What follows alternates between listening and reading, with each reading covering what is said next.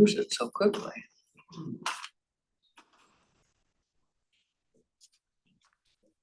Would anybody else like a copy of the agenda? Yes, please. Thank you. Is there any way to make this thing stay? Like if I don't touch it, I have to Oh. do the 1, 2, 3, 4 again? That is in the settings. Yeah. Can we make those I just changes keep to the touching. settings? Yes, I can make those changes for next time. Okay, cause So- I'm in settings, I just don't wanna touch anything if you don't want me to. Yeah, I think John No. looked into that, so Okay. it's just 1, 2, 3, 4. Okay. Yeah, I'll just keep touching it. So it doesn't go away.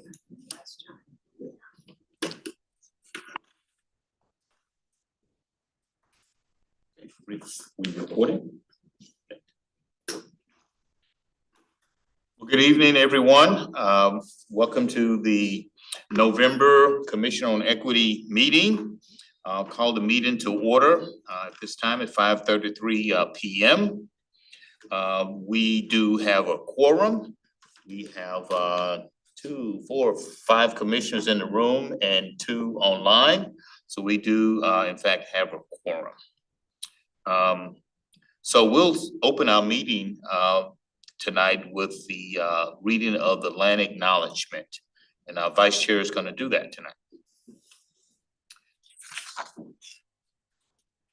We, the city of Lacey, are on the ancestral land of the tribal people of the Treaty of Medicine Creek, including the Nisqually Indian tribe and Squaxin Indian tribe.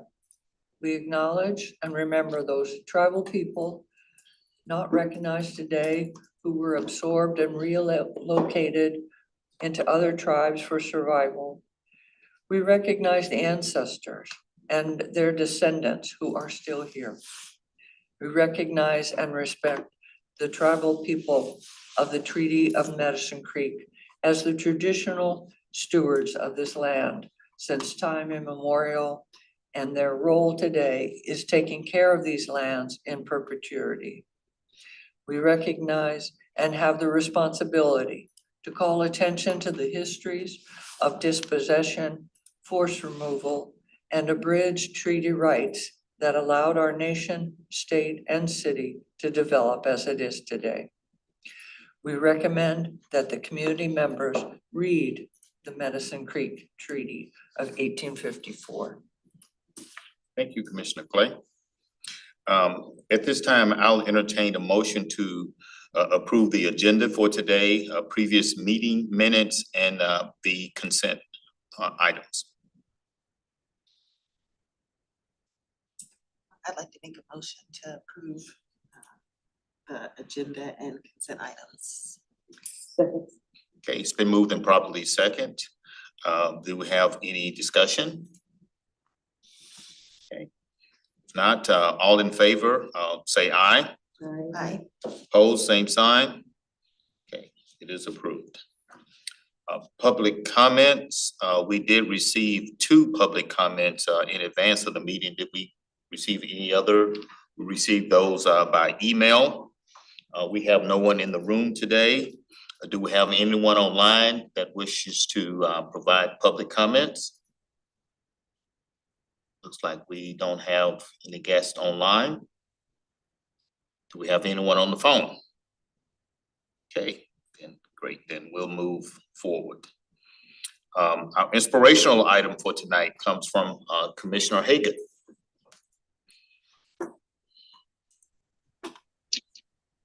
Hey folks, I have a poem called Allow by Dana Faltz. There is no controlling life. Try corralling a lightning bolt, containing a tornado. Dam a stream, and it will create a new channel. Resist, and the tide will sweep you off your feet. Allow, and grace will carry you to higher ground. The only safety lies in letting it all in. The wild and the weak, fear, fantasies, failures, and success. When loss rips off the doors of the heart, or sadness veils your vision with despair, practice becomes simply bearing the truth. In the choice to let go of your known way of being, the whole world is revealed to your new eyes. Thanks. Thank you very much. Those are very inspiring words. Appreciate it. Okay, then we'll move to item 7, which is the first business item.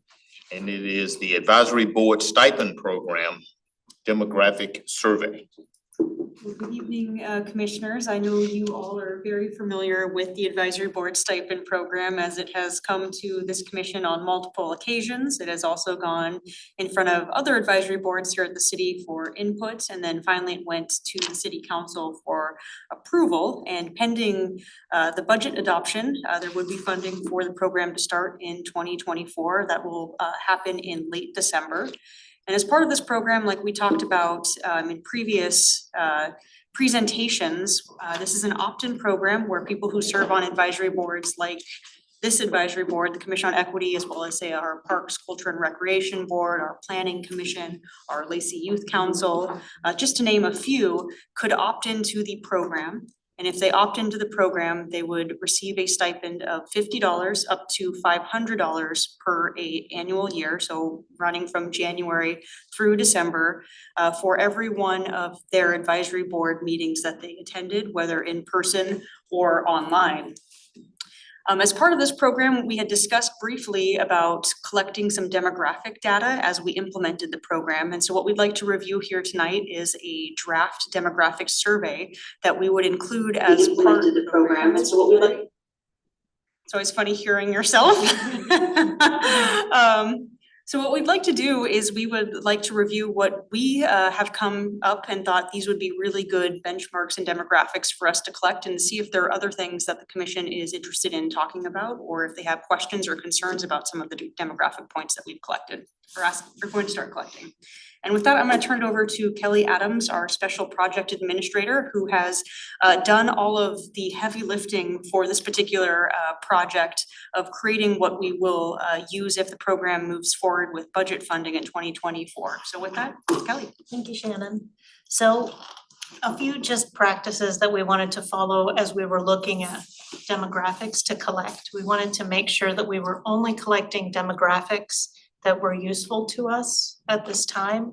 We wanted to make sure that we collect demographics in a way that is anonymous so that privacy is protected. We're going to be using these demographics to focus our outreach efforts and our engagement efforts, but they're not used during the application process. So they will help us to reach out and target different voices that we don't have representation from, but it would not be used with someone who is applying. So just going over our short list, we're gonna go over these one by one. And these will be collected in an online survey sent out on January 1st to our advisory board membership. And we would also collect anonymous demographics if anybody submitted an application.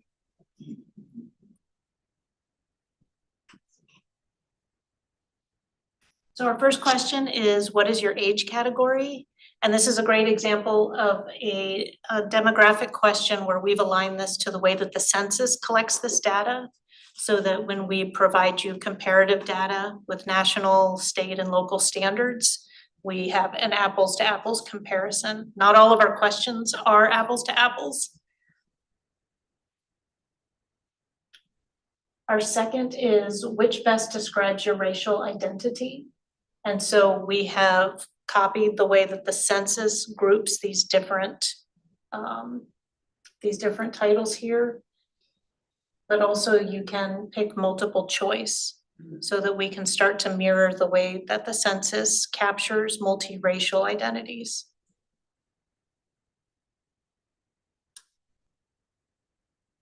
And we want to make sure that we're capturing ethnicity similar to how the census collects this information. So asking, do you identify as Hispanic or Latino? And we wanted to offer some nuance with languages. So do you speak a language other than English? And looking at the most popular national languages. that we have.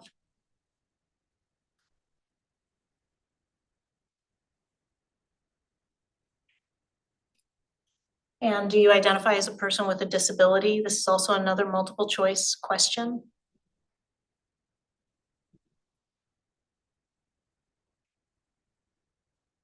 What is your estimated household income?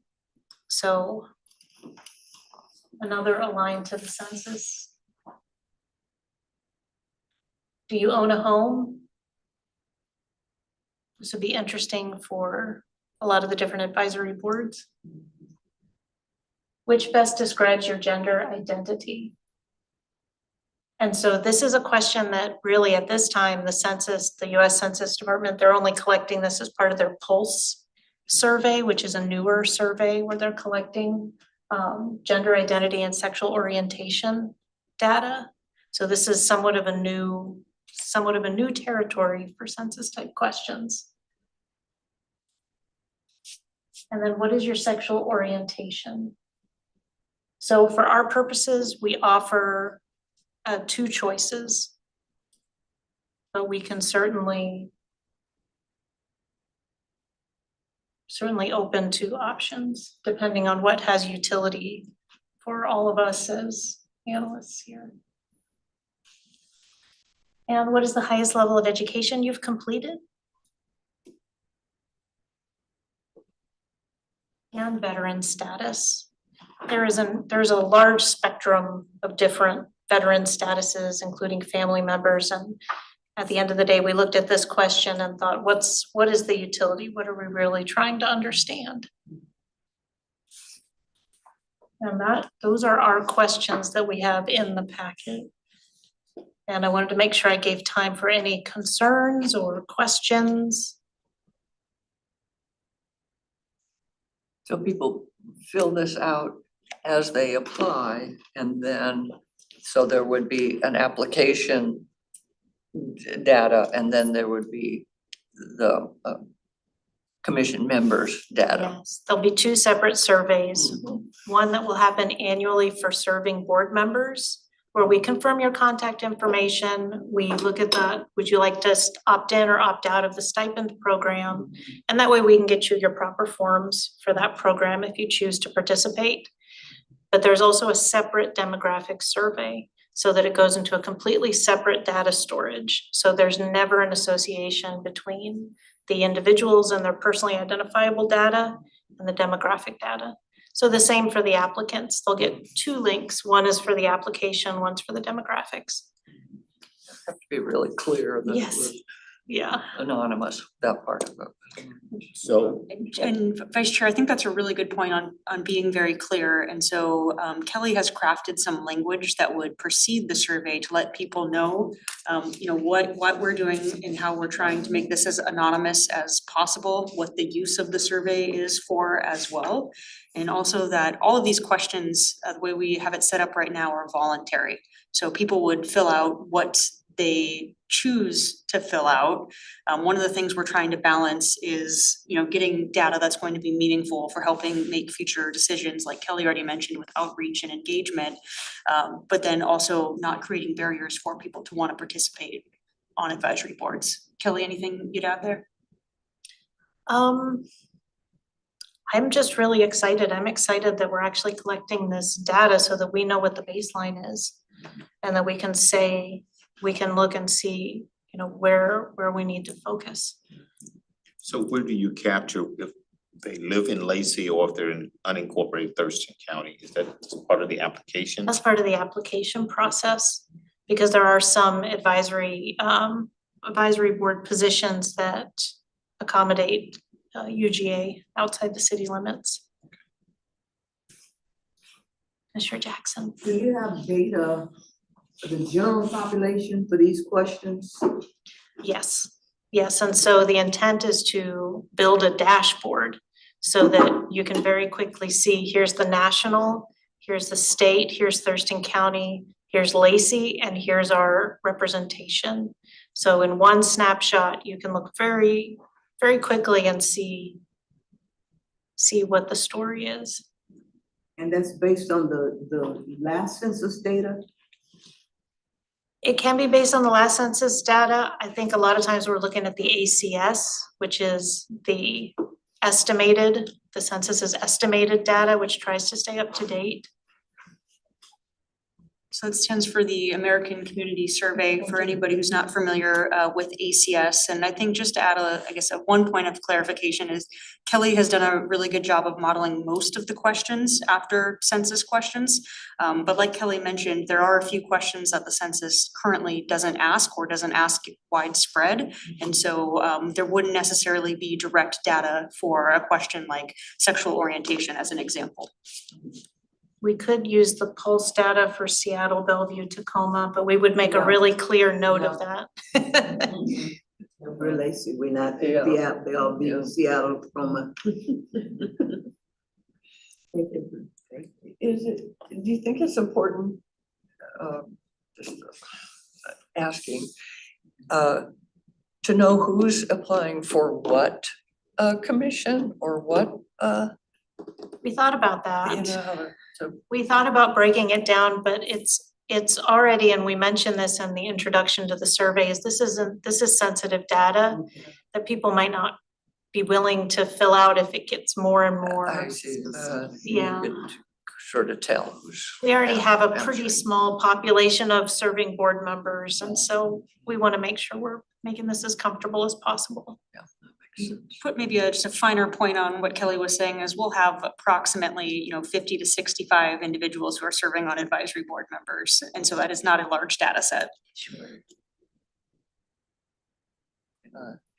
Commissioner Haygood, do you have a question?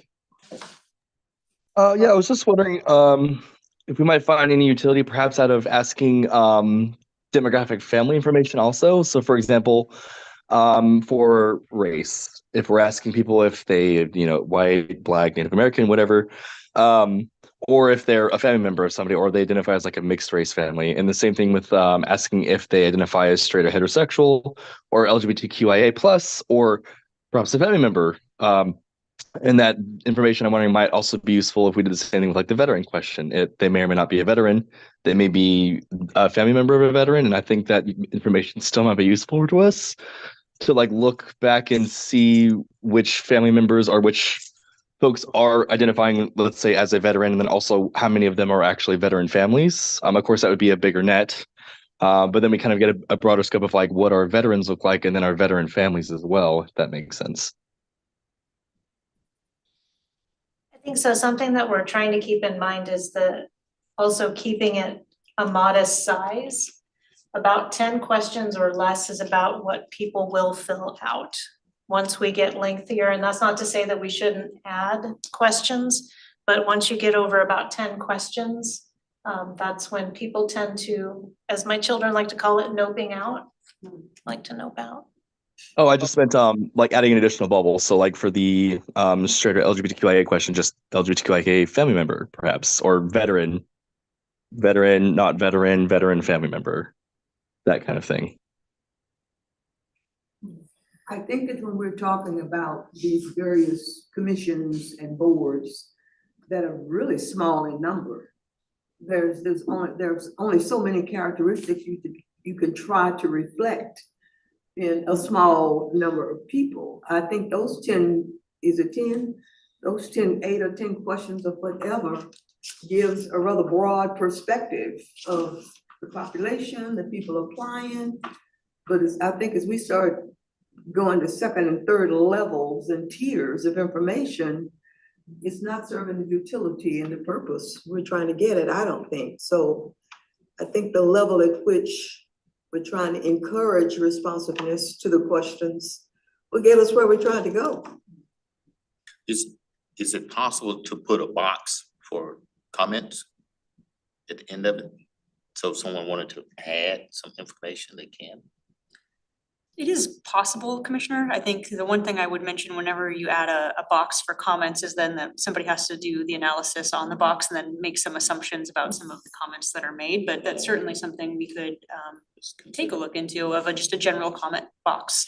Are you thinking at the end of every question or just at the end of the survey? The end of the survey. What purpose would that serve, Cliff? Well, if someone wanted to share that, my family is comprised of you know, this or that, or I'm a veteran, I'm a family member of a veteran, if they wanna just add that in. Or, you know, or it just stays blank. I know, I take tons of surveys after every visit to the doctor, to every time I call someone, anything, any interaction, I go to the bank and I get a survey. You know, and generally at the end, they'll have a comment box, anything else you want to share. So it's just, you know, And when I see those surveys, I said, what's this for? Yeah. What useful knowledge is this to them about me? I've answered the above, and at that point, you know, I'm ready to delete the whole thing. I've answered all the questions, and I know what you're saying, but when I get down to the point where I see it serves no purpose, Yeah. I don't bother with, And it may also talk about, I mean, it may also delve into the anonymity of it all. If somebody's adding, you know, extra stuff in there that they may not intend to put the spotlight on themselves. Yeah, great points, but back to that 10 question thing, you know, some of them say 2 minutes, some say 5, some say 10. I delete it when they say 10 minutes. Because you open it up, you answer one question, then a whole slew of them open up, so, and I'm like, oh my God, what did I do?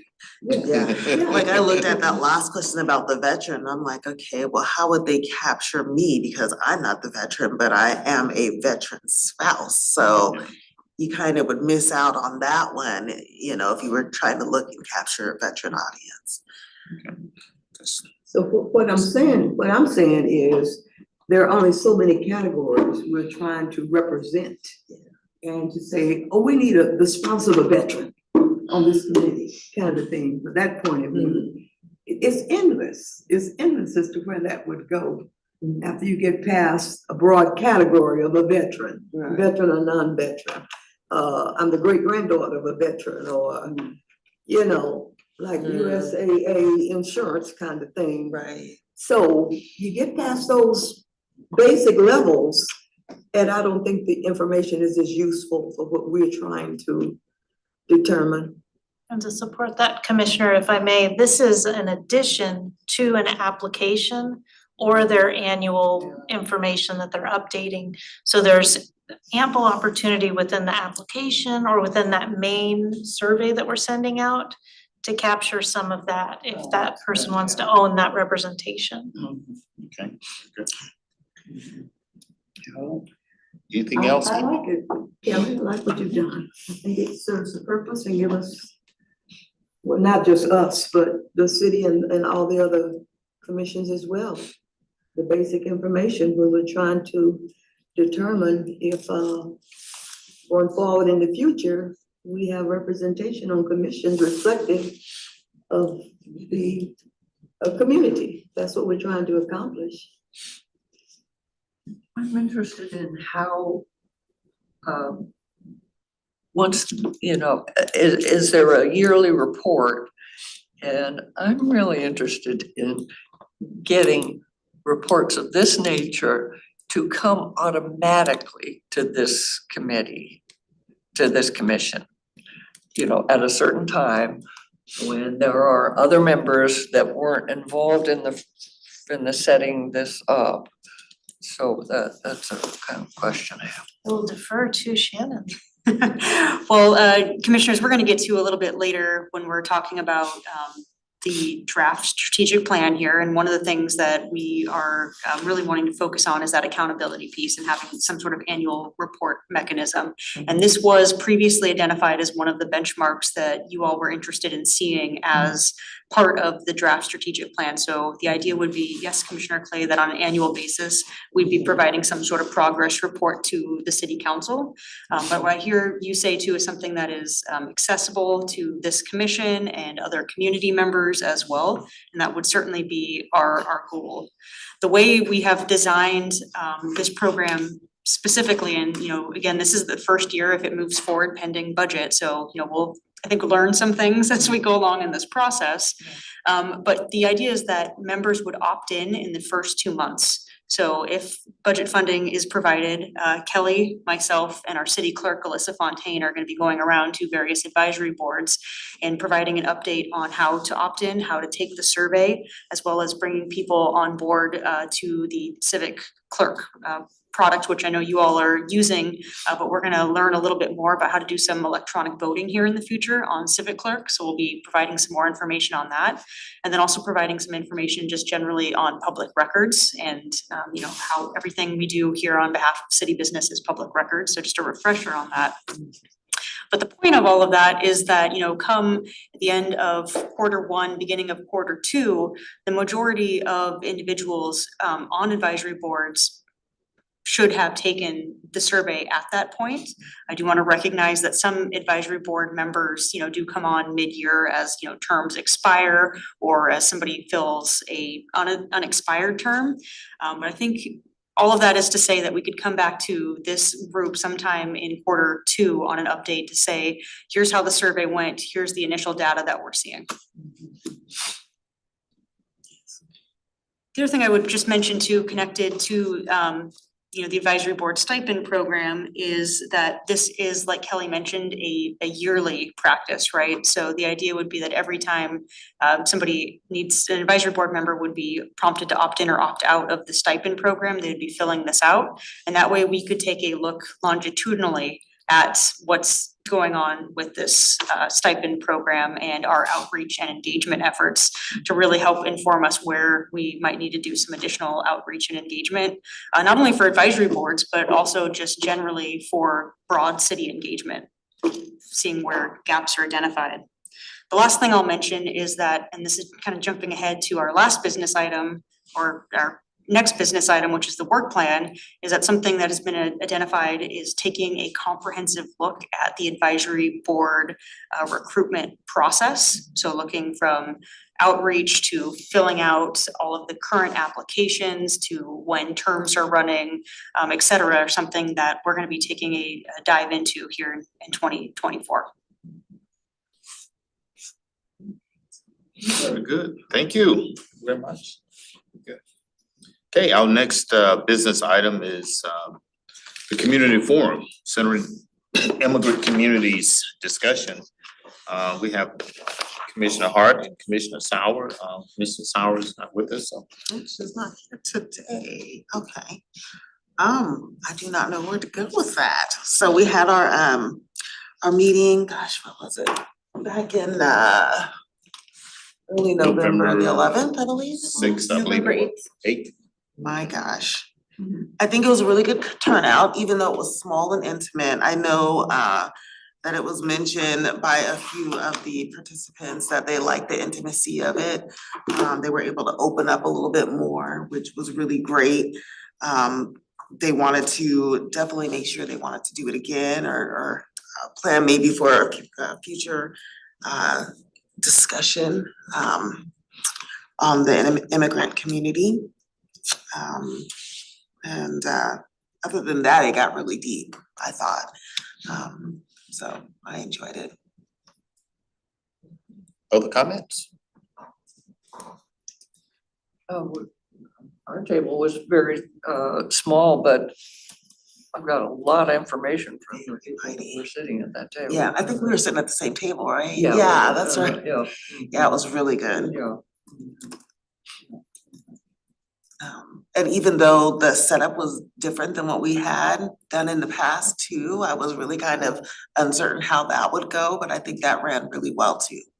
So the addition of having different questions and then having it broken out into the different languages and ethnicities was really nice as well. So, Yeah, I thought it was, creative to have different languages at different tables and having people respond to the same question and then reporting out on their findings. And we did find, some commonalities among the groups. So I thought that was, very good. And I kind of floated between the tables and the groups, and the discussion was, very animated, and they really dug in and had some great feedback. And that was reflected in the report outs that were done. So I thought it was a successful event. So commissioners, we've taken all of what we heard through either notes that were written down at each of the tables. So for anybody who might be listening, we had a note taker at each table in addition to a Commission on Equity member, as well as some community partners. So I do also want to thank Veronica Hand and Myra Pena for helping out with the organization as well as the facilitation of this event. And so we took those notes, and then we also took some of the notes that various staff members were taking during the event, and then the notes that Veronica and Myra provided as well, and have compiled them. I'd like to just take a look at those really quickly and to see if there's any additions that you all heard that might not be reflected on those lists, if that's something this body would like to do. So you want us to review it now, right now? Yeah, and so that way we can present some finalized attachments for that, so. So this was presented as part of attachment 1 to this staff report. And there were 5 questions, and the first question was just a general welcome, which was share 1 or 2 good things or experiences about being an immigrant in the community. And we got a lot of great responses, and I will abbreviate some of the ones on here, but certainly please pause or jump in or ask questions. But one of the things we heard was recognizing the longstanding histories of communities in the area and their events, having established religious centers, restaurants and food options, landmarks and other representation in the community. For example, and I heard this come up a couple of times, was recognition of Indigenous peoples through street names and events and other markers. Connection with the natural environment, seeing and experiencing new cultures and the diversity of the community, access to community services and resources. One example that was given was the library, community events and sports, that cultural diversity is an asset in the city, and that you don't need to have changed who you are to be part of the community. Was there anything else that the commission heard? Wanted to add to this list? Under the question of welcoming? I don't think so. I wasn't able to make it at the last minute, so I'm mum at this point. Well, maybe I'll just go through them all and then we can talk about if anything generally was missing too. So the next one was creating a welcoming community. And specifically, the questions that were asked were how have you felt excluded in the community? How have you felt included? What helped you feel welcome? And what would make you feel more welcome in this community? So responses were histories of institutional and individual racism. So some examples that were talked about were restrictive covenants, redlining, the Chinese Exclusionary Act, discrimination from trying to purchase properties from both individuals as well as companies, how representation matters across the board, politically, socially, economically, resources in the community. The example that was given was the Asian Counseling and Referral Service and how they are possibly expanding to Thurston County in the South Sound, volunteering as a way to connect and feel welcome, establishing representative businesses and services, felt excluded by delayed police response time for business and believed it was related to their race and ethnicity. Language barriers make people feel excluded and create barriers to forming relationships and performing civic tasks. Lack of information in preferred languages. Felt included by having a job, driving, learning to adapt to challenges, getting citizenship and voting. Getting access to military service or getting access to services for military members and their families. We'd like to see more conversations with the community to build relationships. We'd like to see more cultural centers that provide information, a welcoming center, community organizations, and funding for community support programs. The third question was on concerns about racism and equity. And specifically the questions that were asked, have you ever experienced racism and equity in the community? Do you still have concerns? What are some of the biggest challenges and difficulties about being immigrants that you've experienced? How did you adjust to this community? And some of the responses that we heard was that power hoarding is real. There are peaks and valleys to racism, experience of assault, that representation matters, in particular how people are portrayed in movies. Rude comments, emboldened by US leadership. The justice system doesn't serve people equally. Cities are enriched by diversity, experiences of racism in the community. An example that was given was that kids were experiencing racism, specifically name calling. To teach person-to-person interactions to all community members. To find your place in a community can be difficult with different languages and cultures. Lack of respect when addressing each other. This was particularly about names and pronunciation of names. Language barriers make it hard to voice concerns. Experiences of discrimination in applying for jobs. The assumption that, I think this is specifically that if you had an accent or spoke another language, that people don't understand or that they're not capable of doing something. A lack of cultural humility, housing challenges, racism in government and community services, more diversity of staff, advocate in police station for immigrant communities. Question number 4 was on participating in community decisions. Specifically, what was asked was, what would encourage you to participate in more community decisions? Do you have any suggestions for solutions? Do you have problems with language barriers in the community? Do you have problems accessing information on community decisions? And do you feel comfortable expressing your ideas, questions, or concerns in the community? The responses were that people need to be invited on boards and commissions. They need trusted community members to invite them. And the example that was given was the US Census Liaison Program. No tokenism, having true inclusion and belonging, that individuals have important skills. To not use the word citizen, to emphasize the belonging in diversity, equity, inclusion, and belonging. That Lacey has an underrepresented Pacific Islander community. To find people where they're at. Voting, having ballots and election materials in multiple languages and hosting classes for immigrants and others to learn the process in their preferred language. Concerns that complaining or communicating about issues can be potentially misunderstood for racism or other misunderstandings. Transportation, having a welcoming space to provide feedback. Forums, particularly community forums hosted at schools, smaller forums, and to not record the forums, and to send out surveys in different languages. The final question that was asked was solutions. What would make living in this community better for you? And what do you hope for the future of this community?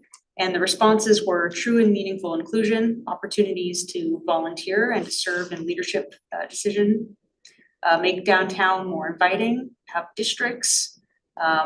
North Thurston School District is diverse. There's some voices that were talking about bullying issues there.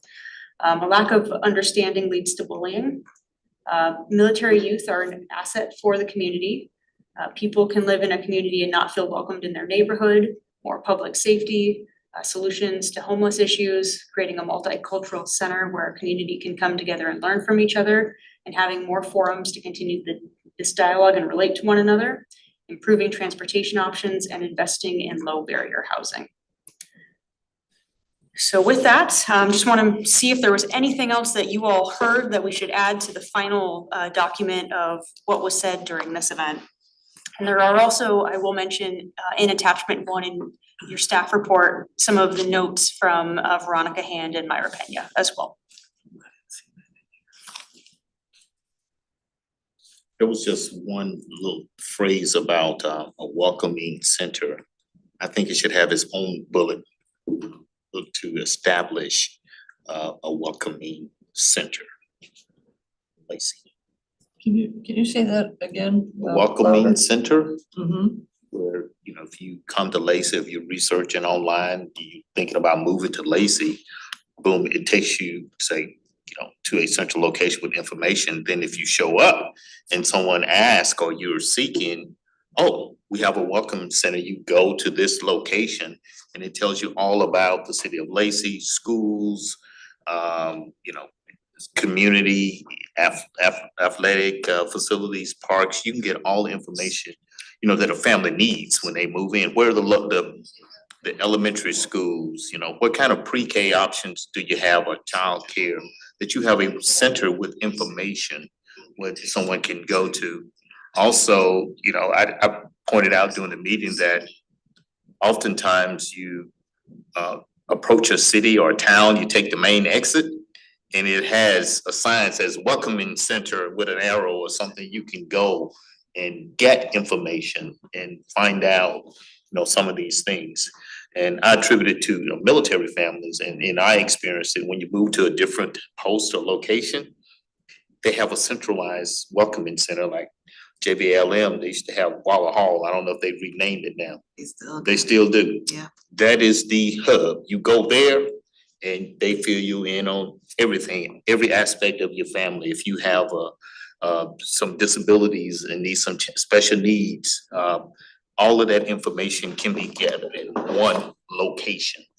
So how does the chamber work together with the city, or do they? Absolutely. And I was actually, the same thought that I was just having is potentially at a future meeting of inviting the chamber here to talk about their information center and what those operations look like and the information that they provide to community members coming into the community. Cause I see it on the business side of it, being a small business owner, but I don't too much see it on the other side of it. And then it can be rather confusing too, because we've got the Thurston County Chamber, then we got the Lacey South Sound Chamber. So that could be a little confusing with people that live in Tumwater, Olympia, Lacey, and then unincorporated. It's like, where do you go when you've got all these different, these different pockets of places that are considered, if I live in Tumwater, am I going to Tumwater even has their own chamber. So it's like, okay, so I live in Tumwater, can I just use the Tumwater chamber? Can I also utilize the Thurston County Chamber? Can I utilize the Lacey Chamber? And what's the difference? So, yeah, I would think that would be the hub, but I don't see how it's being used as a person living in the city, not necessarily, I see how it's used as a business person, but I've never seen its use as out in the community unless they're doing a community event.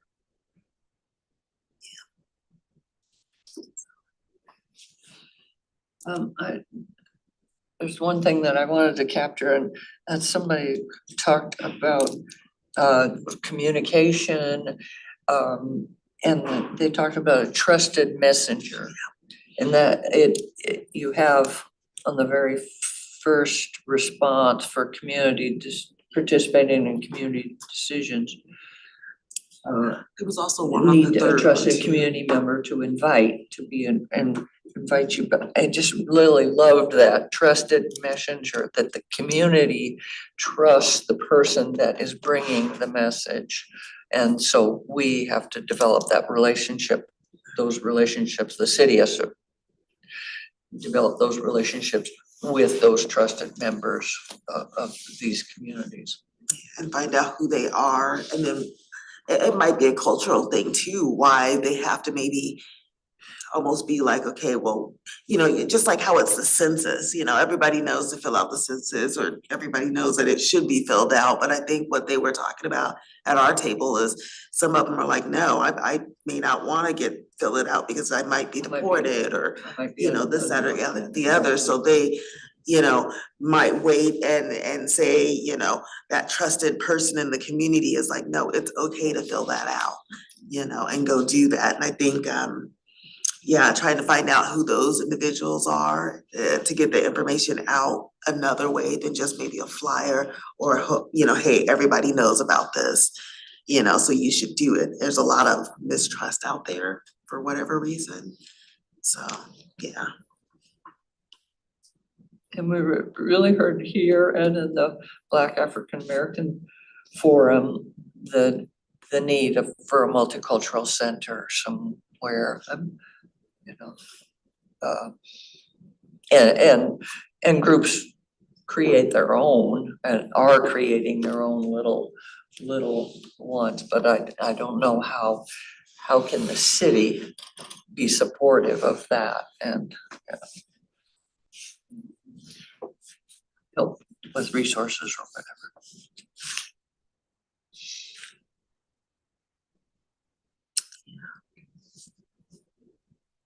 Do you get a lot of people coming into the city to, like, I know you guys do like the sports signups and everything there? Do you get a lot of people coming in, or is that a lot of it moved onto online, or how does that work? We still have a pretty good mix of both in-person and virtual, although I would say that it's trending more towards the virtual element. Just for accessibility and, you know, ease of use for many people. However, you know, for others, coming in is a much more accessible tool. Commissioner Clay, just to go back to your comment on the multicultural center. So there is a plan to develop the museum and cultural center, and that's certainly something that is in kind of the long-term plans for the city over the next, 5 to 10 years, and that's something that we're looking at. Other events, though, that I think right now that help support multicultural events, we have the Lacey Celebration as one example. I do also just wanna make mention, though, that we have a grant program, which is our lodging tax program, and that community groups can apply for funding, and it's commonly known as LTAC funding for events that bring individuals into the communities from over 50 miles away. And so that's another great tool to take a look at.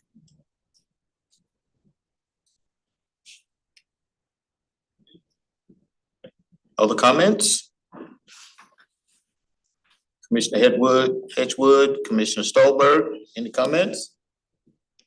Feedback?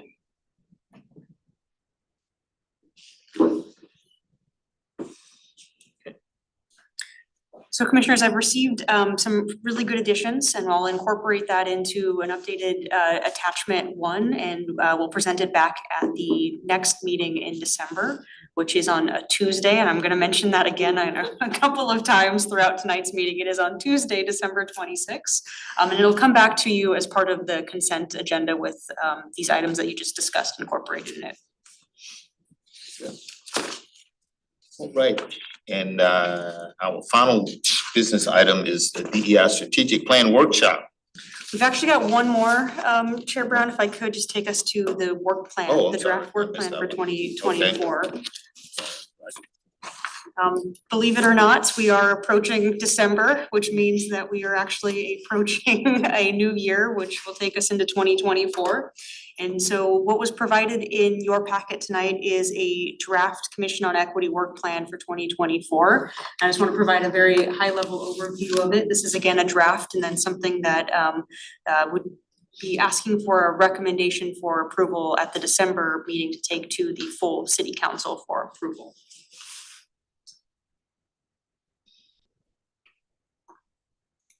So with that, we'll skip a few slides in here.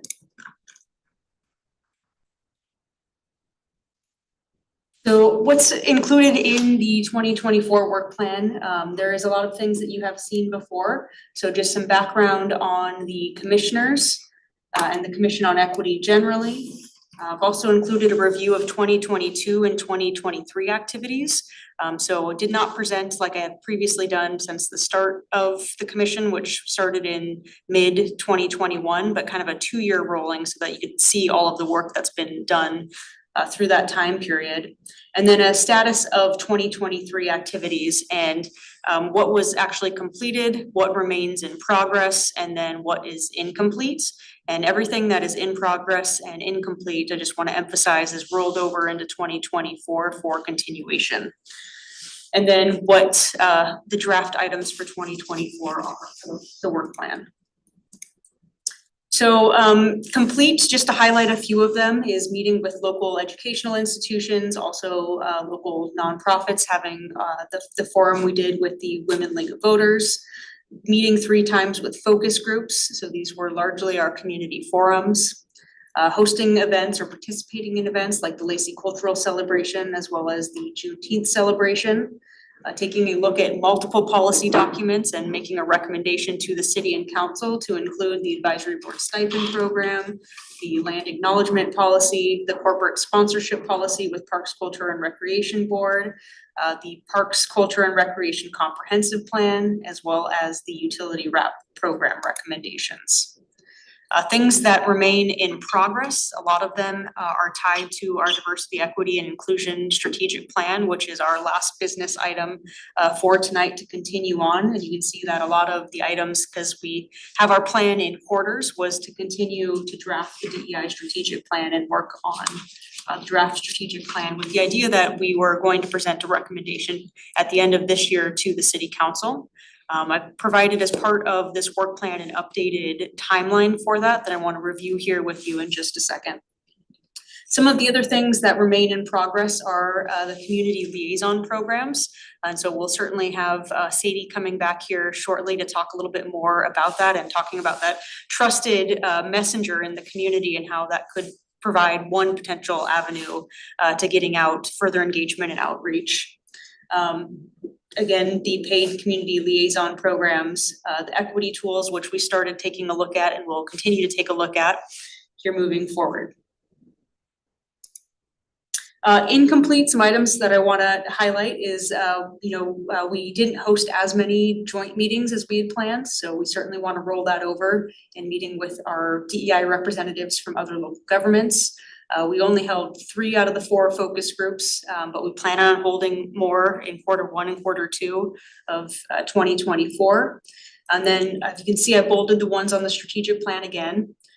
Review of community survey options, that's something that we haven't even started at this point, although we've talked about using some of the benchmarks as part of the diversity, equity, inclusion strategic plan. Making a recommendation on that survey, and then starting the research and review of equity maps, which we have talked about at a very high level, but we haven't really started deeply reviewing. So in 2024, like I mentioned, the in progress and incomplete items were incorporated into that 2024 work plan. And some of the major initiatives include that we continue working on the DEI strategic plan and finalize it in 2024. We're taking a look at, like I previously mentioned, advisory board recruitment process from a holistic sense, and really taking it from start to finish.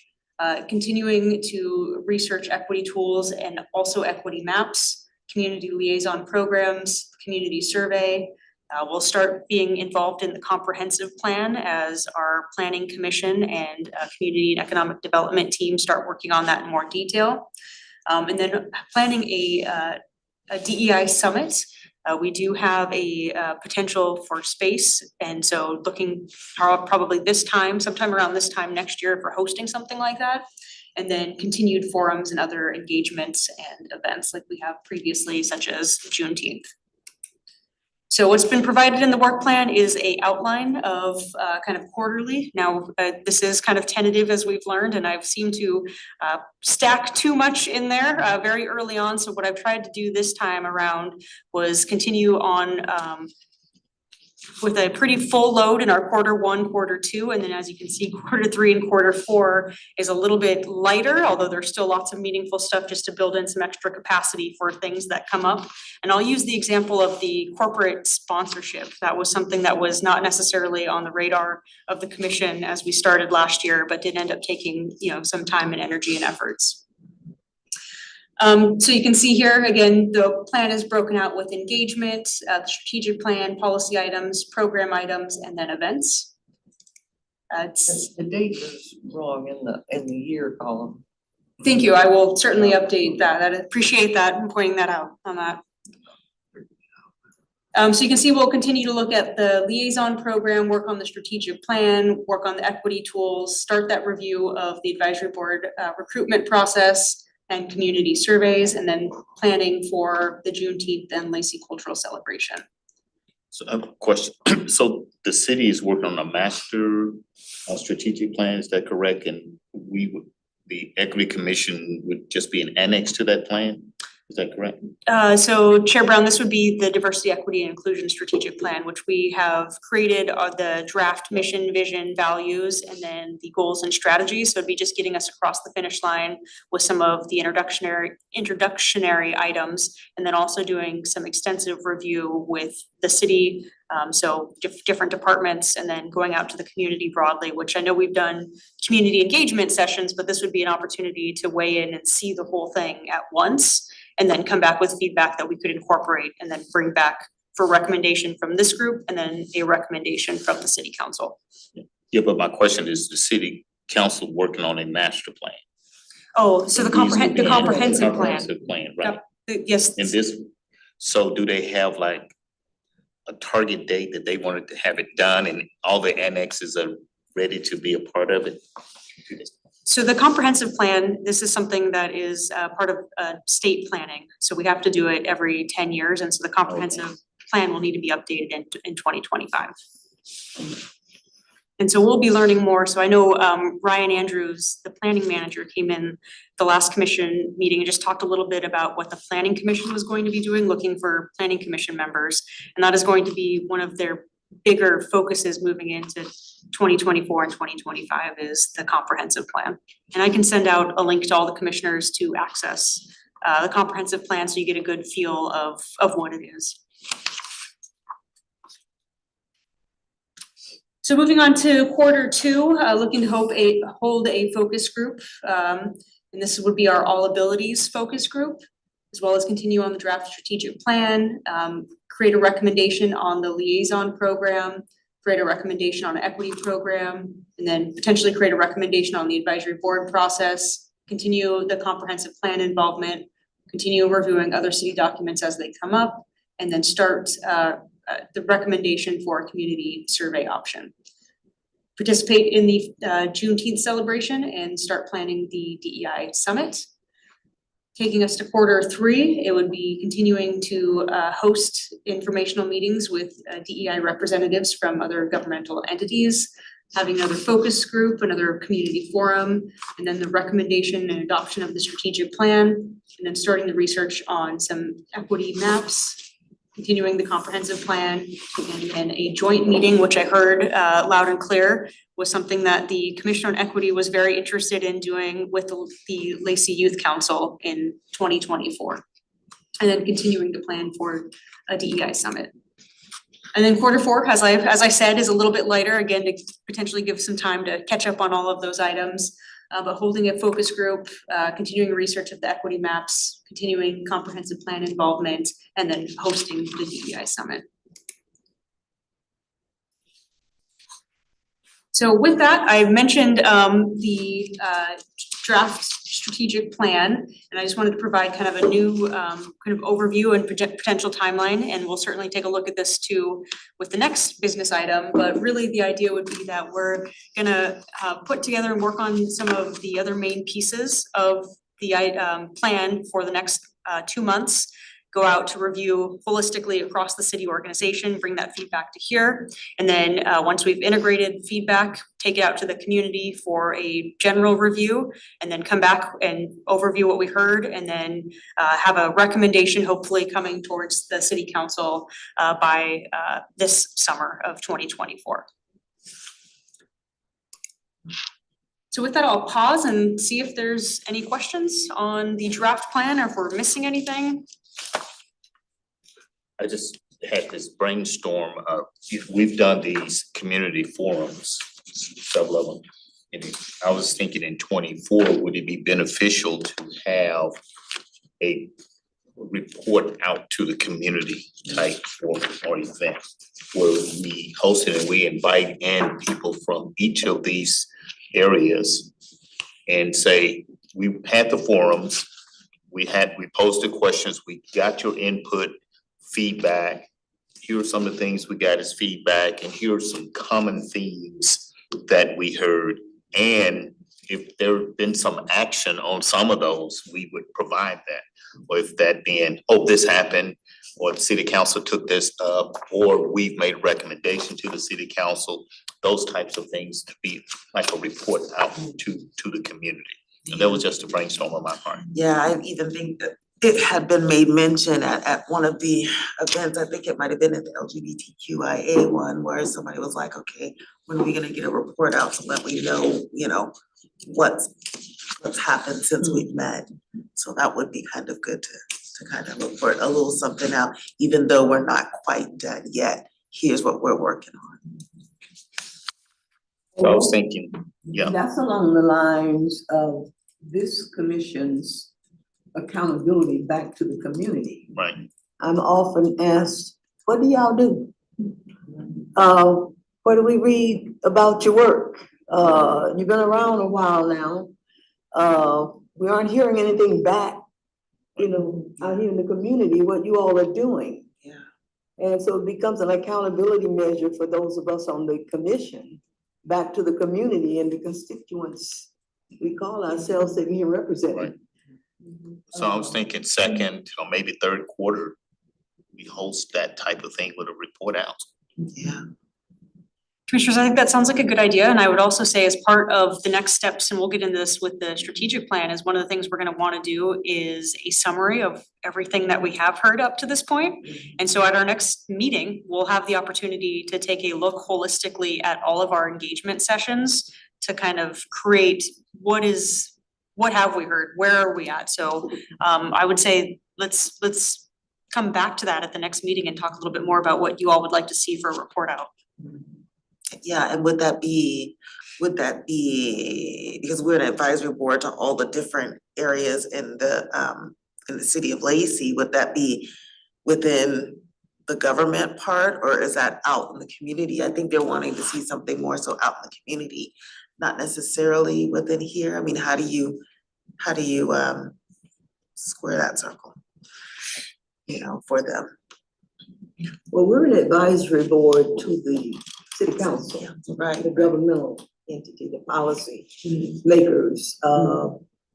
And how we report out to the community in general would be a different kind of thing, just a basic communication mechanism out to people when we're wanting them to communicate with us.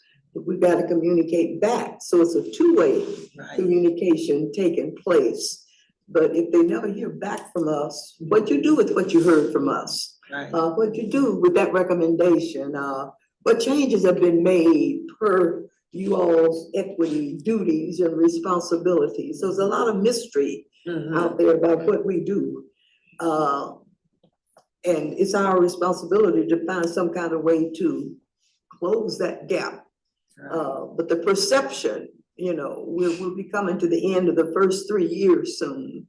And as we're out there trying to recruit folk to be considered for the commission, one of the first questions is gonna be, well, what do you all do? And so we need to anticipate that and get ahead of it. Here's what we do, here's what we heard, here's what we've been studying, here's what we've been researching, here's what we've learned. And and that strategic plan is gonna be critical in that regard. Yeah. And here are the recommendations we're making to the city council to change this, change that, alter this, alter that. That becomes our response about what do you all do and what difference have you made? Why bother with an equity commission if we don't see any difference or any change being made, given all the comments we've given you and all the. But it should reflect in a couple of different areas. It should not only reflect with us, but it should also reflect when we're, giving out that information, giving the advice to the council. They should also see it in those meetings as well, if they're Absolutely. attending those. Absolutely. And those are all recorded on YouTube as well, but yeah, I totally get it. And I just think with the support and attendance of city council members to these various forums, Yeah. I would think that several of them would see it as an opportunity to be in the room.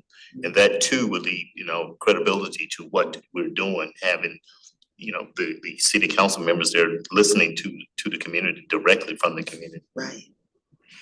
And I think it's also our responsibility of once gathering all this information, to share it with people who weren't in the room with us, who don't think there are any issues in this community, to share that there are issues when they're to help people listen to each other. So somehow, I'm not sure, I mean, it just feels like the whole city of Lacey should be getting a report. I can see having a forum again to, this is share and everybody can come, but Maybe like a But all the town people hall, who maybe don't if we call it come. a town hall as opposed to a forum. Yeah, I'm just, For it to Yeah. matter, but. yeah, I'm old Share. school. I just believe in talking to get each other, together. Mhm. doing things online, and that's great. That's the way we communicate, but sometimes having people in the room and feeling the emotion you know, it makes a difference, And you then how know, do we get them that to could be a show up, game too? changer. You know, how do we Yes. get them to show up? Cause there's also, there is the, you know, what do you guys do? But it's like if you're not coming to see or being involved in then yeah, you're not gonna see what's That's the behind the challenge, scenes. yeah. Yeah. One thing we can do, take a look at our minutes and expand on those some. So as issues come up out of discussion with the commissioners, and I'm surprised there are a number of people that go in on site and read those minutes. And, you know, they're very bland. They capture just the essentials, but Commissioner X brought up the issue of DA. Yeah. Commissioner Y brought up the issue of DA. We'll be looking at topic C. You know, but if we give them a sense of topical kinds of concerns that commissioners bring up. And so our minutes would be one place that, and I'll just use an example. It was at the last meeting that I reported on the voter registration training and the voter registration drive we attempted. Folk reading the minutes don't have any idea. They weren't in the room, they didn't hear that. So how can we, without a volume of paper, just topically talk about the issues? We've talked a lot about the connection between the schools and the concerns of the youth and the kids. But we've, you know, been kind of light on the treatment of that. We are concerned about, you know, the equity issues the kids, the youth have brought forth to our attention. As it relates to the schools. Now, the minutes wouldn't show what action was taken or what, you know, but the concern, the topic was there. Yeah. I said, oh, they did have an issue. I mean, they did have a discussion. Yeah, they did have a About the discussion. youth. We But don't you have said- to, yeah, it doesn't Yeah. have to seem like so much like, oh, you got all these different groups kind of all doing the same thing, almost like we're starting over again, and we're starting over again with this new group when it's already kind of there. But the minutes would be one place that could go a little more in depth about some of the conversations, some of the topical areas that come up, some of the things we say we want to look into or explore and get a little more information about. It would help a reader of our minutes to get a little better feel for what takes place here once a month for 2 hours, 3 hours. Commissioners, In if I- addition to these other thoughts. If I could, maybe just on the minutes, and I think there's a way to potentially, you know, capture what you're trying to say, but take it out of the minutes themselves. The minutes are there to provide just a very general understanding of the action items that occurred at the meeting. But what it sounds like is there is a desire for some additional narrative, and potentially that comes as an attachment rather than just the minutes themselves. And I know we did that previously, Commissioner Jackson, if you'll recall, with the Black and African American community about having a link to somewhere where it provided, you know, more information rather than directly in it. Another thing I just wanted to also mention is that all of our meetings currently are recorded, and closed captioning is also on. And so part of the caution about getting too much narrative into the minutes is the kind of that verbatim capturing exactly what somebody meant and getting it right. And so, you know, potentially thinking about what could be a different vehicle to make sure that we're capturing some of the details, it sounds like, that you're interested in capturing outside of. And that's the why I minutes. use the term topical other than narrative. I'm not talking about pages of verbatim conversation, just the topical kinds of things that come up for a reader of our minutes to get a better sense of the kind of conversations we sit around this table and have. And that could be a note there for further information, see, but just the topical Yeah. kind of brush at it. But no, it would be way too voluminous to verbatim, you know, repeat a narrative in a conversation, but I was just talking topically. Yeah. But that was just one thought on my part as to how, getting at what Annie was talking about, how people not in the room at our meetings, how can they get a better feel Yeah. for what takes place here, what we're talking about. So they have a better understanding when they might be considering wanting to attended one of our meetings. Oh, they talk about some really interesting things there. How does the So there's meeting, a medium between the narrative form and the topical kind of. how does it pop up on, is it YouTube that it's recorded on and they can play back and take a look at it? Cause I know on there you can kind of see, you know, almost topical, and if they wanted to just fast forward to, oh, hey, here's where they talked about the voting rights, you know, type of area in the minutes, and they can just go straight to that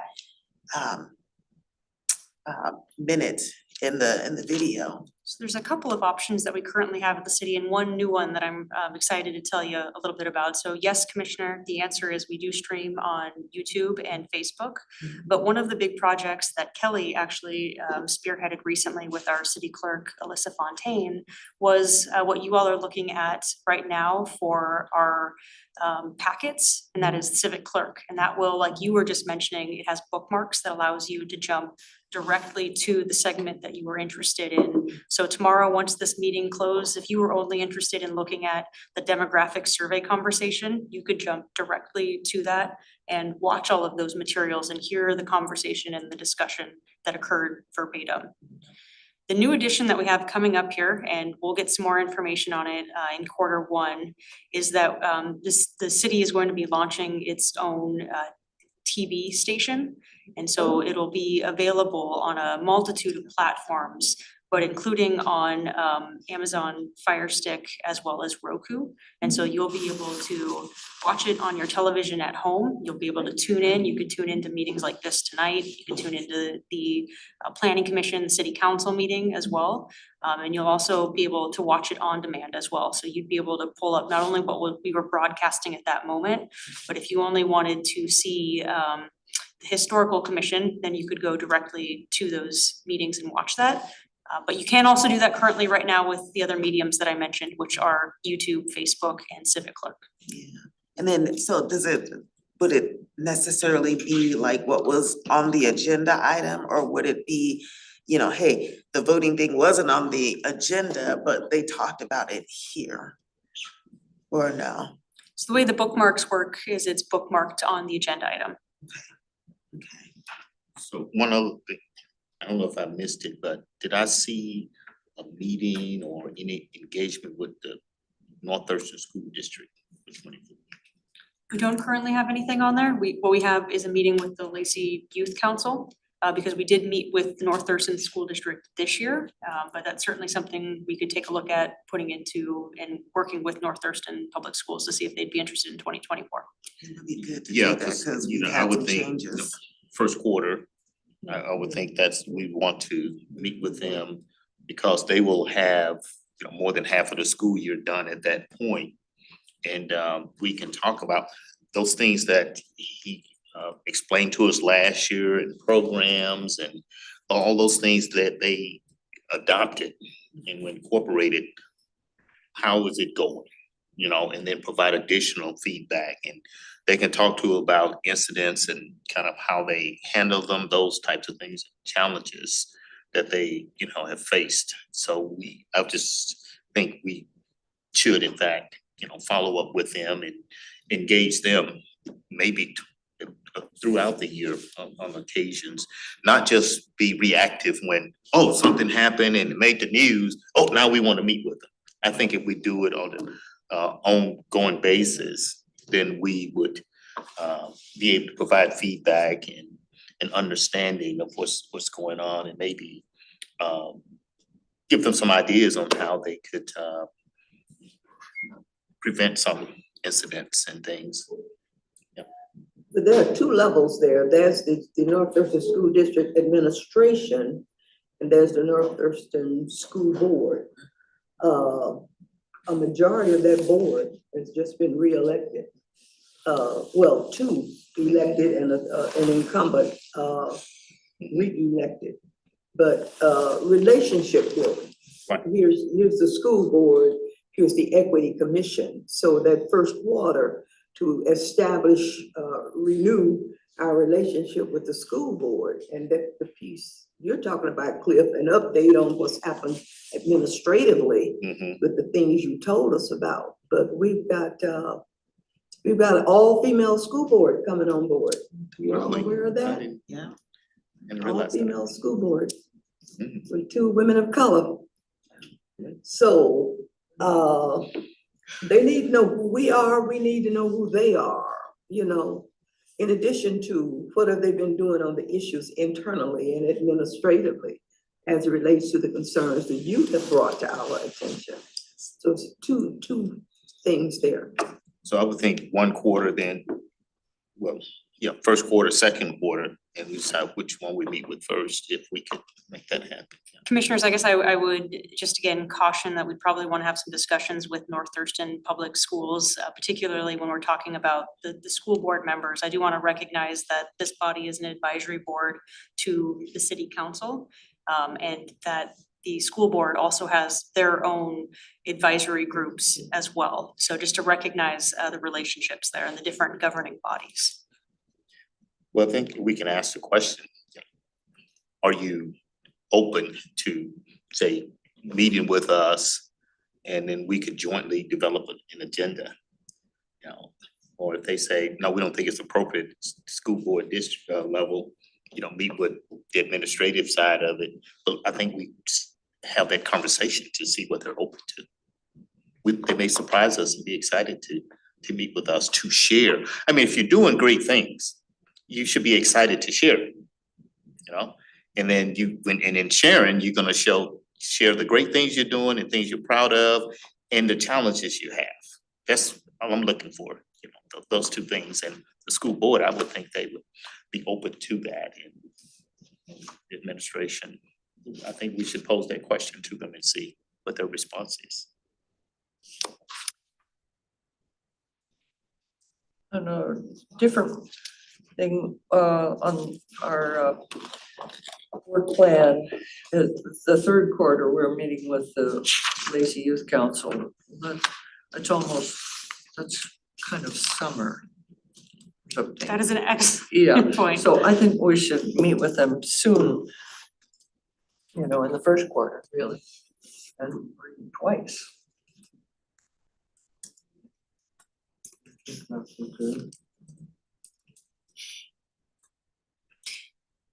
So commissioners, I'll take the feedback. I do want to recognize too, though, it sounds like a lot of things were planned for the 1st quarter, and that is three meetings. So we'll have to take a look at that and also see what our capacity and timing is. Yeah. So, but I can certainly take this feedback. Is there any additional comments and feedback too?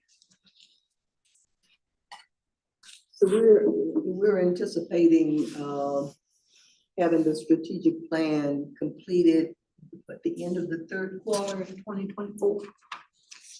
So June, July of 2024, so. Okay, about mid-year, somewhere like that, okay. And you were describing a process of take it out to the community, share the draft, get input, come back, okay. Yep, and absolutely, and we'll take a look at that in our next Okay, agenda I thought item, just so. kind of what that plan Okay. looks like and review that. That is for that. Is that it? All right. It was really good feedback, so I appreciate the conversation and the dialogue on that, so thank you. So are we at D now? Strategic plan workshop? Right, commissioners, last business item for tonight, and that is to take a kind of deeper dive into the strategic plan. So like I have previously mentioned, and it's been a while since we've looked at this, but what I'd like to do is do a review of some of the introductory elements for the draft diversity, equity, and inclusion strategic plan. You'll also notice that I've started to add the reference of belonging as well. I think I've heard feedback from this commission to add belonging, but I wanted just to get some general kind of guidance from the commission. That's what we're looking to do. So if I could get an affirmative on that, that would be appreciated. Yes. Fantastic. So what we're looking here tonight is to, number one, and we'll do this very last, is just get a little direction on the design. That's really low priority, but we do wanna start working on that a little bit. And then what this is showing you here on this table is the elements that we have contemplated being in the strategic plan and where we're at, whether they're in progress, not started, or completed, and then what their tentative timeline is. So just getting some direction on some of the elements, and then wrapping up some of the others. So for example, we have completed the land acknowledgement since we passed the land acknowledgement policy and have put that in there.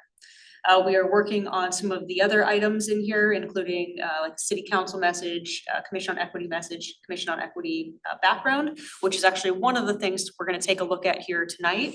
And then what I'm planning on spending the bulk of the time is taking a look at some of these introductory elements, and that includes just what a definition of diversity, equity, inclusion, and belonging is, what this plan is intended to be and what it's not intended to be, what the process and timeline was, what community engagement efforts that the city did. I know we're not completely wrapped up with that, and we will certainly add any additional community engagement, but just leading up to this date.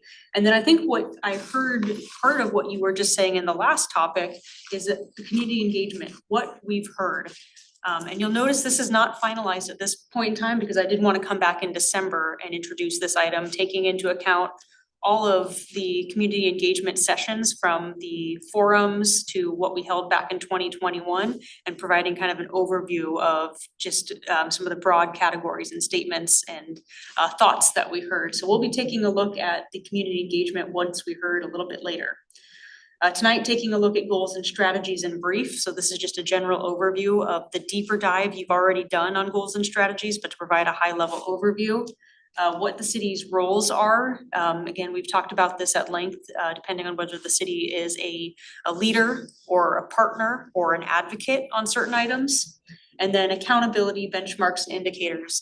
This will be something that we'll circle back to. Under each of our goals and strategies, we've already identified some benchmarks, so just finding a way to kind of succinctly compile that up at the beginning of the diversity, equity, inclusion, strategic, and belonging strategic plan. Before you go on, now, question, something Yep. simple, but the cover page, is it possible to have actual Lacey community members versus a stock photo? Yeah. Yeah, absolutely, and we'll take a look at some of that draft design, and I will tell you, Commissioner, they are all Lacey photos. They are Okay. from events that we have all been out and are Okay. hosted here as the city. So, but yes, absolutely something we'll focus on. Great. Yeah, no Getty images, huh, Cliff? Right, yeah. All of those beautiful, actors and actresses, the photos and all. No. If you see something and you're like, hey, this looks like it's a Getty image, you point it out and I'll tell you what event it was hosted at, so happy to do that. So something we'll come back to and circle around is some of the demographics, and that's planned for January of 2024 to take a look into that. The key terms of the OFM glossary we've already completed. We've also added some of the additions that we've previously talked about. And then getting into kind of some more information on the city's roles and accountability, engagement, what we've heard, we've already talked about, something we're gonna circle back to. And I said November, which is something that's already happened, so that was my mistake. This is actually meant to be December, so we'll be taking a look at that here shortly. We've done the goals and strategies. I've put them as in progress until April, and the reason I put them in progress is because as we continue to go out and get feedback from the community, as well as the city, they could change a little bit, so I didn't want to mark them off as complete at this time. And then circling back to the benchmarks and then the appendices, which would include the full OFM glossary, the COE ordinance, and the full engagement findings. So what I was talking about, what we heard, that would be kind of a brief synopsis, the general ideas, and then also having a place where people can see everything that we've ever discussed before, all of the attachment ones, like we just talked about with our community forum for centering immigrant communities would be included as part of the appendices, so people could go in and read through all of the information that you all have seen. Can you go back to 11, the goals and strategies? Sure. Yep. When you say we've completed those, what do you mean by we've completed those? Well, we really haven't, we've got some topical areas on around 4 topics. But as far as a goal and some strategies and some, from the point of view of a strategic plan, take for instance, let's see, what was one of those 4 we got there? Forget what they were.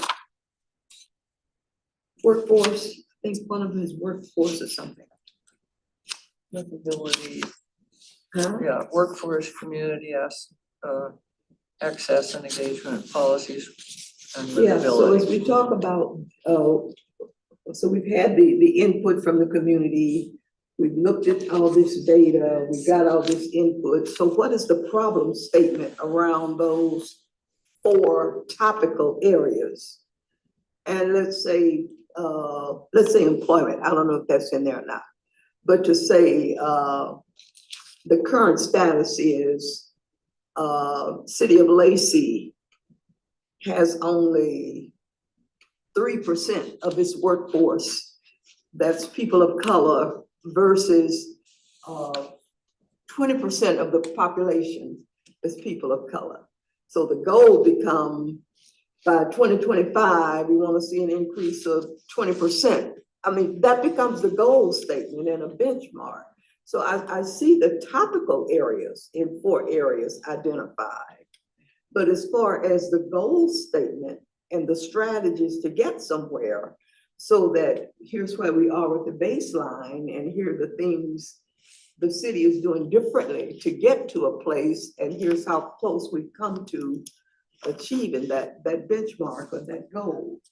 So when you said we've identified the goals and the strategies, and as I read it, identified as 4 topical areas around which we're going to articulate goals and some strategies to get somewhere. Am I making any sense? So Commissioner Jackson, I know it's been a while since we've reviewed this, so my apologies, because I did not include all of the stuff we've done previously as part of the work in tonight's packet. So there are sections that we've previously worked on that we have not included in here, but I think to your point, and we can certainly revisit this at the next meeting, but what we did identify was goals, for example, like you just articulated, of having a workforce that reflects the community, and then what were some of the strategies that we were going to look at. So for example, taking a look at our recruitment process, taking a look at our outreach and engagement processes. So I'd be happy to come back to that group so we can take a kind of a look at that again and see if it's still meeting our needs or if we need to have further conversations on the strategies and goals. But the purpose of marking them as is in progress was, again, for that very reason of, we're probably gonna get some fantastic information from this group, from the city, as well as from the general community that we'll eventually want to kind of rethink about and finesse what you all have already created to this point. So I'm happy to send that out as a follow-up to this meeting and then earmark it for a discussion at our next meeting as well, just so we can go over everything, but I Right. apologize, I did not include everything in No, here. that's okay, you can't include everything, but I just wanted a clarification of what you meant by we have completed the goals and the strategies. But in my mind, we're just really beginning to relate this data and the input from the community. So what is the problem? Where's the statement of inequity on employment and personnel? Are we close to being equitable? Or how much work do we have to do? And what strategies we're gonna use to get there? That becomes, in my orientation of strategic planning, but when we see this other information, maybe it will spur my memory and we might be closer to it than I've remembered. But, okay, we'll see next month. Certainly send that out and we can revisit that. Thank you. So what we'd like some feedback on tonight is on some of the sections that I just discussed, which is the background, what is diversity, equity, inclusion, and belonging, introduction to the plan, what this plan is and what the plan isn't, what the process was, community engagement sessions, which just again is a broad definition of what we've done, and next meeting we'll be taking a deeper look into what we've heard. And then goals and strategies in brief. So it's like the 30,000 foot level. If somebody was just to pick up this plan, they would identify exactly what those high level goal areas were and what some of the strategies are that we're looking at, and then what the city's roles are. So we're gonna do a little interactive element since it's 7 o'clock and it's been a while since we've done a little workshop here. So all of these pieces here that I've laid out on this presentation screen are actually around the table here. And there are sections with some descriptions, and what I'd like to hear from you all is just a little bit more feedback on each of the sections. And so what I was hoping we could do is we've got some sticky notes and some pens and do kind of a metered walkthrough. And everybody can take the opportunity to read through all of the materials again and provide any kind of input or information. And then we'll come back as a group and discuss all of the things that we've heard. For all of our online attendees, I know you have these materials provided in the packet. So if you could do kind of a similar thing of every time we make a 2 or 3 minute switch, if you could move on to the next section and provide some information and details, and when we regroup, we'll be able to take that in and put that all together. So might need to pack up a little bit of some of the stuff. All of these materials are down here. I've got sticky notes and pens, and I'll give you each a color and a pen, and find one of the pieces of paper that are stuck onto the table, and that's where you'll start with providing some of your feedback. It's obviously not gonna be sequential for everybody, but you'll jump into a part of the materials. Any questions?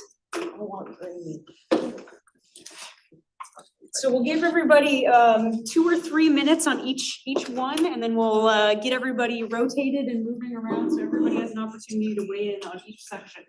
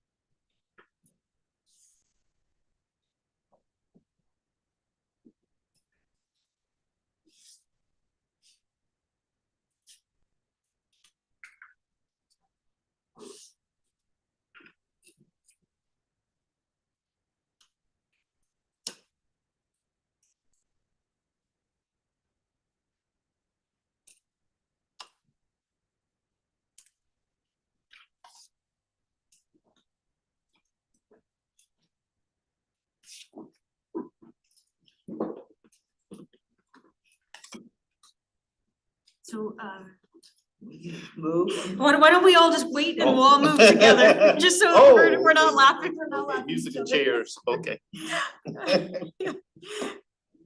Which way we Anything you going? wanna change? Let's go counterclockwise. I didn't have that much time. I also had a hard time thinking. That's all right, I had.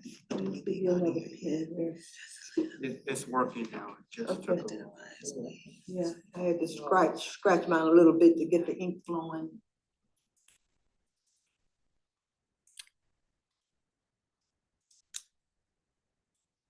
You could just show of hands, how many people need more time? Maybe like another minute. To see anything though, just yet. I may just come back to this one since I'll probably end up starting here anyway. Okay, great. So, Well, it sounds like we're all ready to go then, so if you wanna move on to the next station, we'll go this way, yeah, counterclockwise.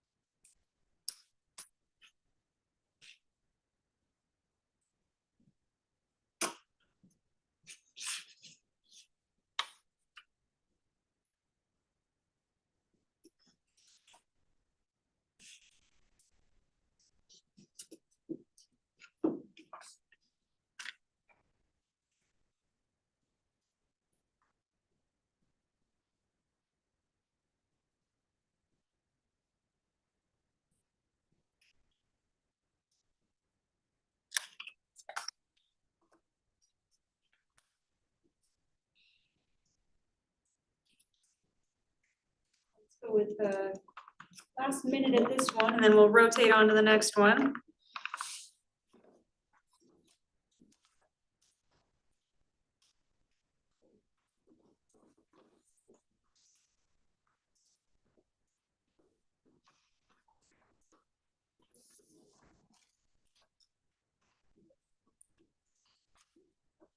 Either write whatever you're thinking on there and say, okay, here's my thoughts, here's what I see. Yeah, absolutely, love to hear it. All right, looks like we've all moved on to the next one.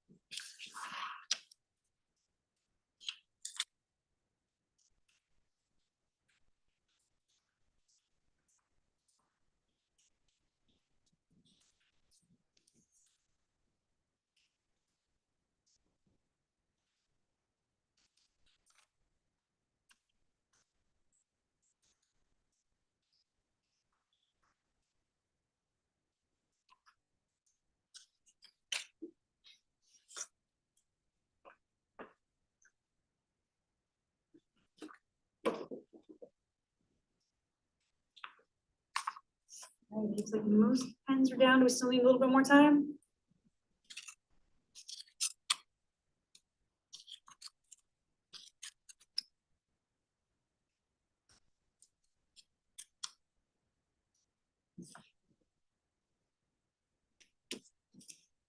All right, on to the next one.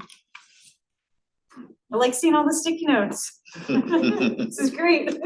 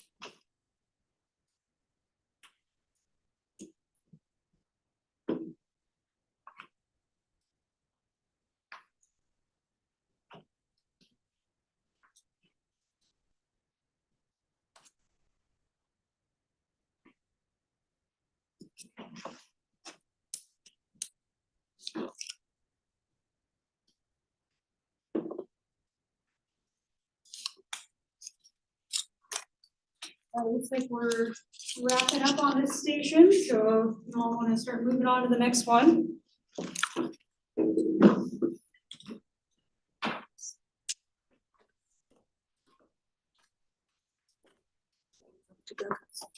Yep, all three of them, yep.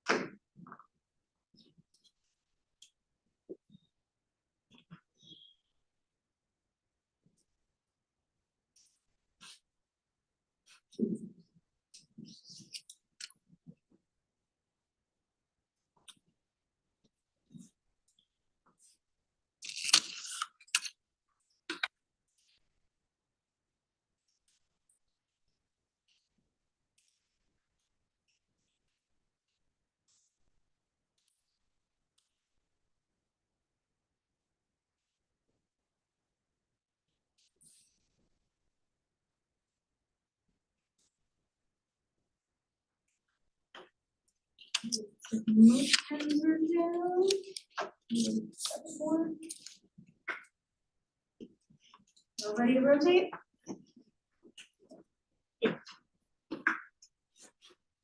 We've got 3 more rotations after this one. Home stretch, home stretch. This one's separate, and then those 3 are. Then I'll go to that those one, 3, okay. I gotta get ahead. There was an extra one in between you and me. We always had one in between you and I. No, Yeah, I'm looking at my pink stickies, I did that, and that. yep. Okay.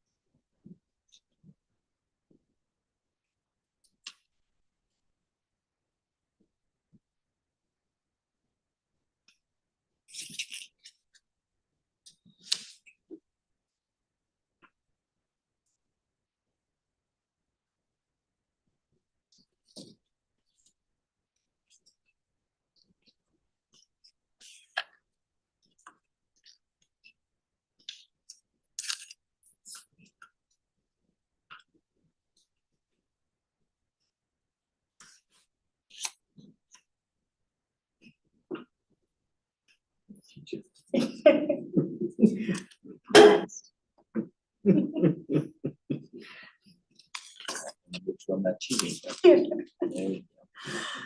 It's possible. In this situation.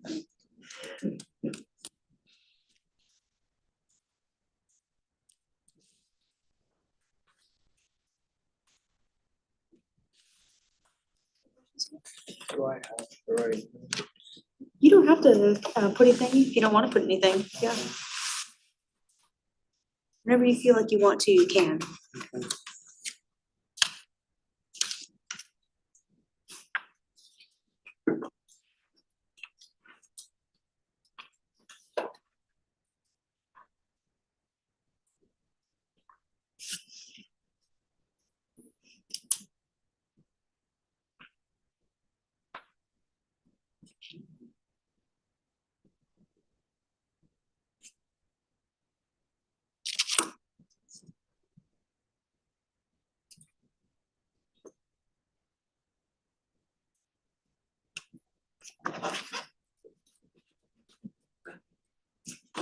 Should put like snacks in between each thing. Yeah.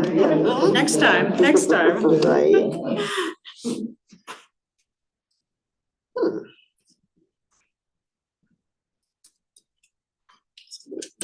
Will contents kind of be this whole shebang? It will be, yeah. Okay, You know, these words are things that are added, we don't wanna find out. got it, okay, Home stretch, you know. gotcha, makes sense. Looks like most pens are down, so if you wanna move on to the next station.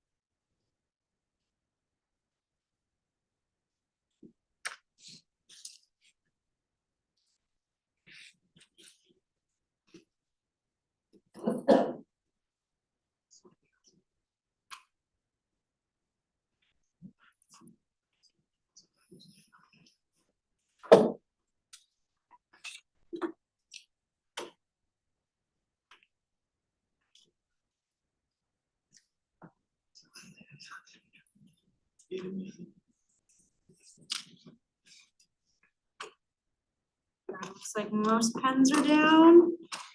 On to the next one. I think just two more to go. Oh, no, you're back?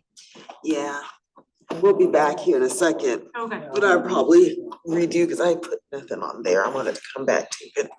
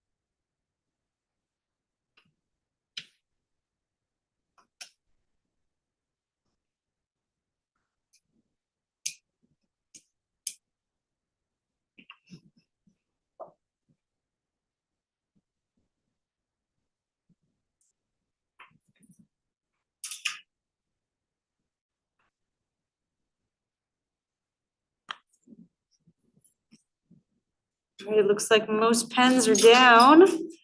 So on to the last rotation. Look how colorful this is. Now,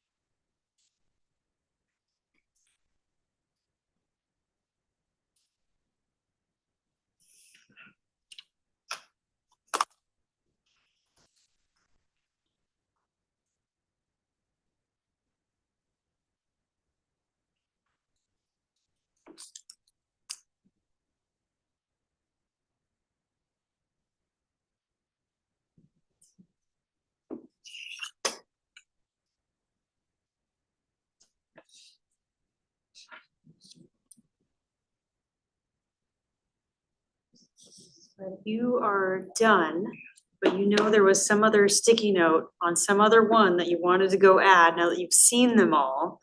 This would be a great opportunity to add any additional sticky notes on any of the ones you'd like to revisit.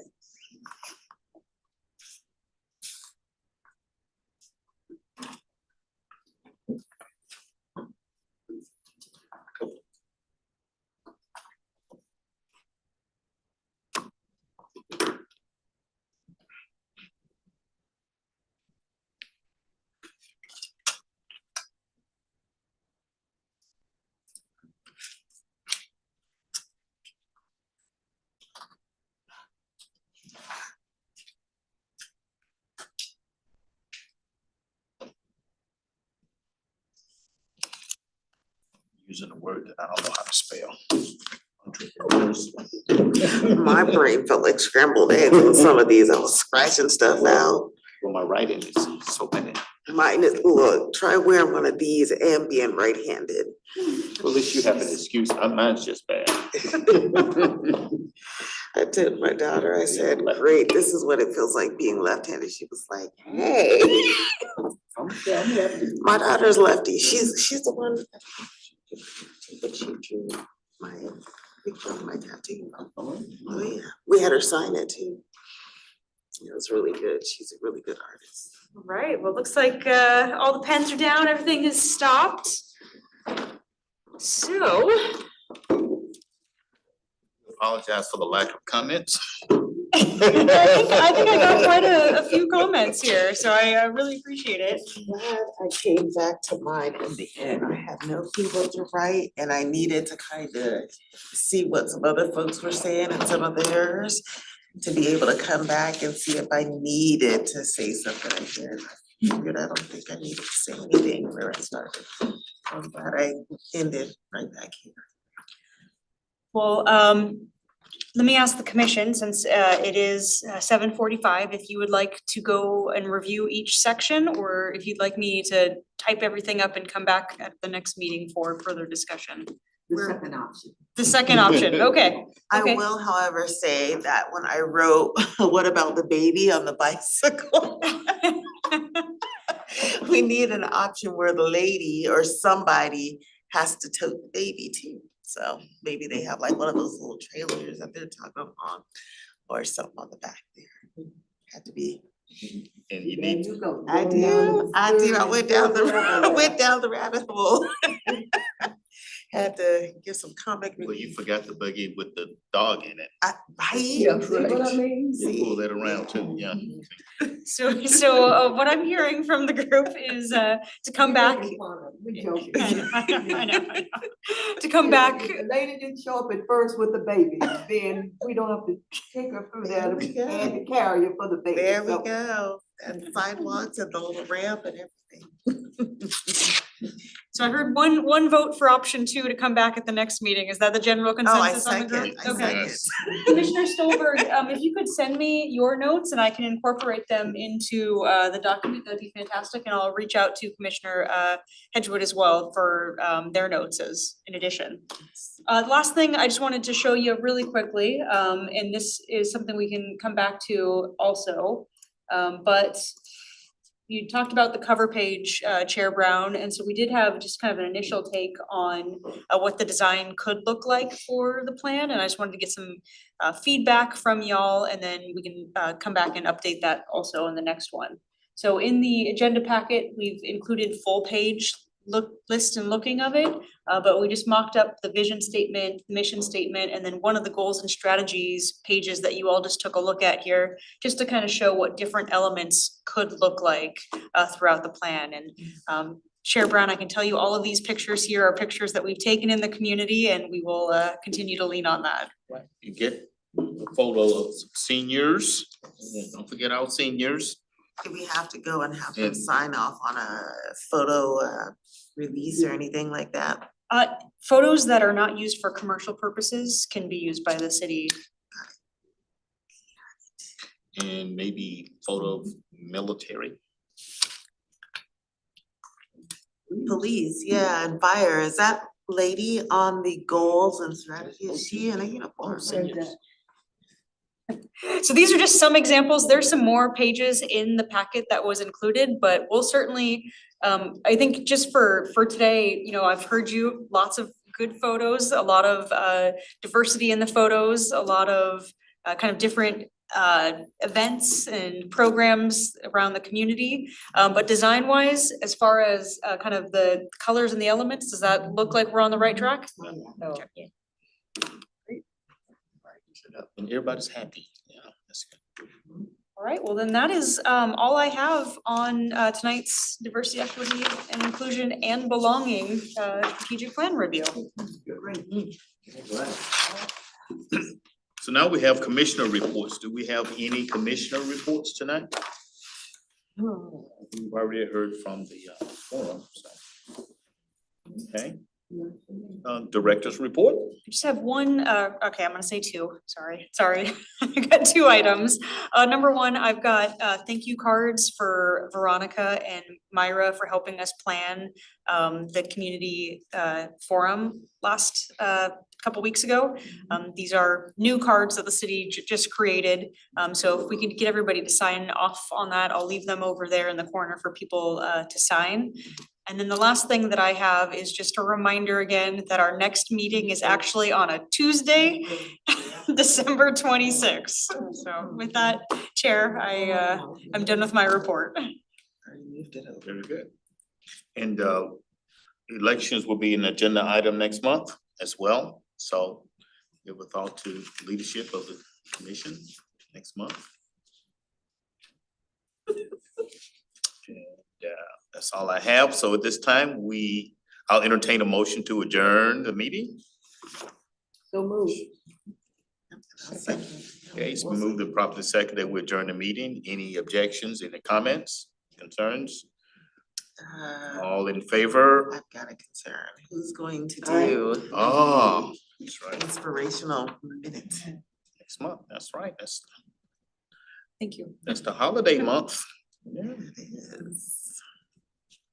who's feeling the spirit? I'm happy to do it. Okay, Right. all right. So all in favor of adjournment, say aye. Aye. Opposed, same sign. Ayes have it. We are officially adjourned at 8:49 PM. Thank you. 7:49. Oh, 7:49. 8:49. Yes, since the